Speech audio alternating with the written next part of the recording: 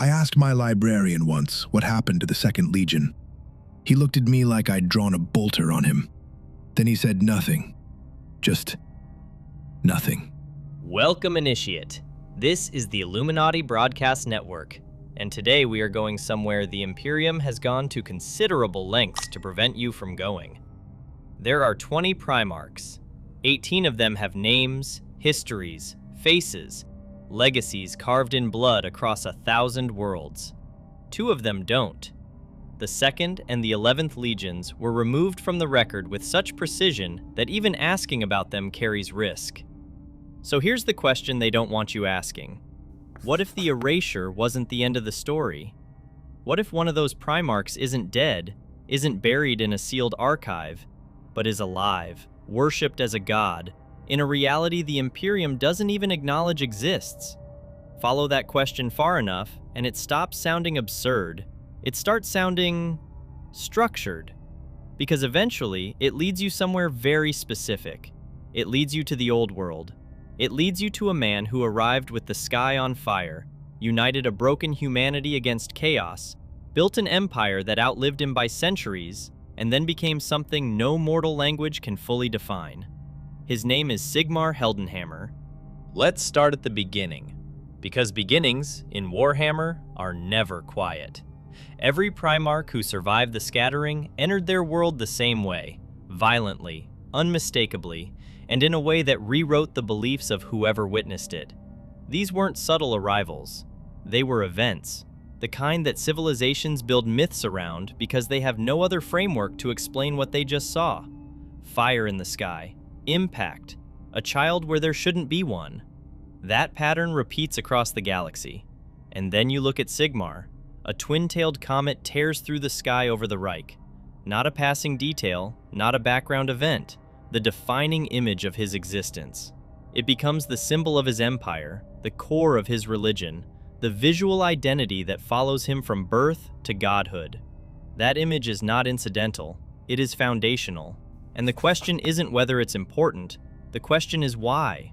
Why does a child born into a tribal society arrive marked by something so cosmically specific? Why does that same symbol persist across centuries, unchanged, as if it represents something more than myth? Because from a different perspective, that moment stops looking symbolic, a descent, an impact, an arrival misinterpreted by those who witnessed it, because it is not a prophecy, it is an event. Talking about things falling from the sky, you wouldn't believe that in the Area 51, Let's start with what's on the surface, because the surface is already wrong. Sigmar's body doesn't accumulate damage the way bodies do. Decades of war, and the decline that should follow simply doesn't. The threshold of what should kill him keeps moving. Not because he's lucky, because something about him is fundamentally different from the men around him. Now, that alone could be explained away. Exceptional conditioning, selective myth-making, history flattering its heroes. But then there's the effect he has on people. Men don't just follow Sigmar, they reorganize around him. Fractured tribes, old enemies, groups with centuries of grievance between them. He walks in, and they restructure. Not temporarily, structurally. The kind of effect you can't train for, can't perform, can't fake your way into across 30 years of war. That's not charisma, that's something installed. And then there's Gal Maraz, an object that behaves less like a weapon and more like a constant. Ancient, impossibly powerful, functionally unusable by anyone except the one person it seems to belong to. In Sigmar's hands, it doesn't look heavy, it looks correct. Not that he was worthy of the weapon, but that the weapon was made for something like Sigmar, which raises the question you're not supposed to ask. If he was just a man, why does everything around him behave like he wasn't? And I know exactly what you're thinking, Initiate. Mythology inflates. Legends accumulate details they were never meant to carry. All of this could be pattern matching dressed up as revelation. Fine, believe that, but then explain the purpose. Primarchs are not simply powerful, they are directional. Everything about them, their presence, their effect, their function, pushes toward a specific outcome: unity, stability, the systematic resistance of chaos, expansion of human control into territory that has no business being controlled. That is not a personality, that is a design brief.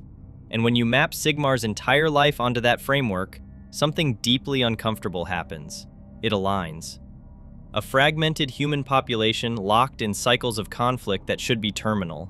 A central figure emerges, imposes order, builds alliances that have no right to hold, and they hold. For centuries. The structure he creates outlives him, becomes the empire, becomes the framework everything else grows from, and the opposition never changes. Chaos. Sigmar doesn't stumble into this role. He doesn't grow into it or discover it or have it thrust upon him by circumstance.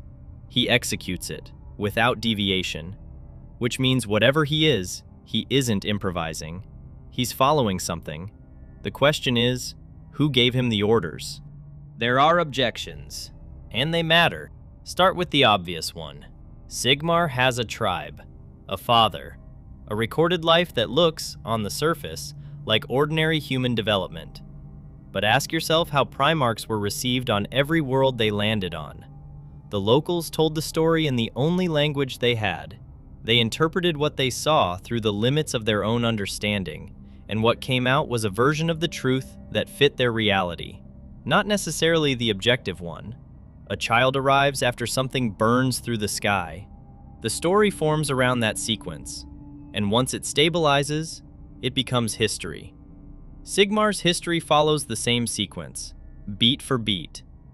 Then there's the structural objection, that Warhammer Fantasy and Warhammer 40,000 are simply separate continuities. Creative overlap, not narrative connection. Structurally, that's true. But chaos isn't a structural phenomenon. The same entities, the same reach, the same hunger expressed across different realities.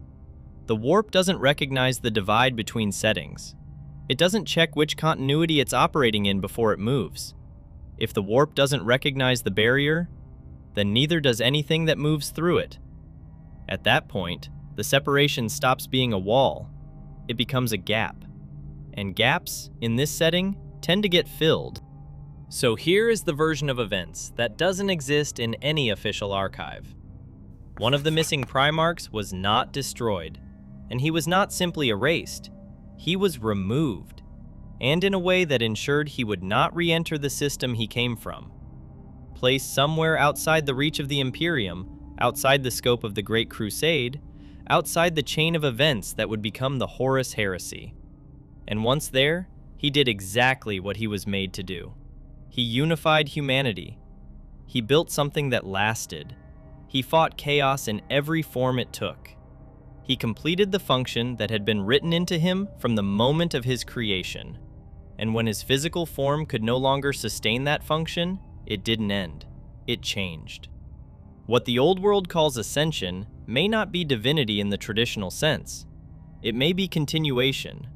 Sigmar Heldenhammer is not an anomaly. He is a solution. A Primarch placed into an environment where his purpose could unfold without interference, and where the result would look like myth because there was no other language to describe it. And somewhere, in the silence where two legions used to stand, that truth still exists. The Imperium will never confirm this. Neither will the ones who decided which names get kept, and which ones get removed so completely that even asking about them became dangerous. So let me ask you, Initiate, is Sigmar a lost Primarch? Or is this one of those connections that feels too precise to ignore, and just uncertain enough to never be confirmed? Either way, the silence around the 2nd and 11th Legions remains. And in this setting, silence is never accidental. The Sigmar report is closed. Hope you like it, and thanks for watching.